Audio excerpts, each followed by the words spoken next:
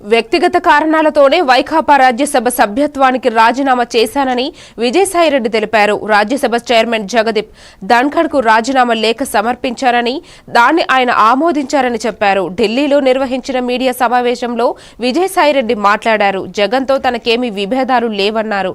తనకంటే శక్తి సామర్థ్యాలు ఉన్న వ్యక్తులు రాజ్యసభకు వస్తే రాష్ట్రానికి ఉపయోగపడతారనే కారణంతో రాజీనామా నిర్ణయం తీసుకున్నట్లు తెలిపారు.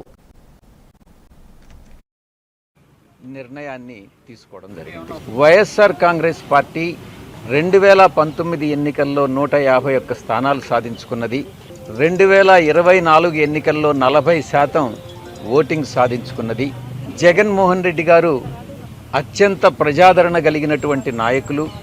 నాలాంటి వాళ్ళు 1000 మంది పార్టీని వీడినా కూడా ఆయనకున్న ప్రజాదరణ తగ్గదు అన్నటువంటిది నా ఉద్దేశం. రాజకీయాల నుంచి తప్పుకోవాలని నేను నిర్ణయించుకున్న తర్వాత జగన్మోహన్ రెడ్డి గారు లండన్లో ఉన్నారు.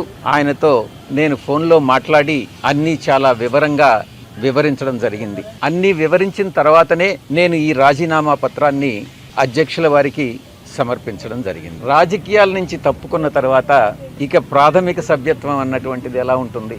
మీరు కూడా బీజేపీలోకి వెళ్తారనేటువంటి ప్రచారం కూడా జరుగుతుంది.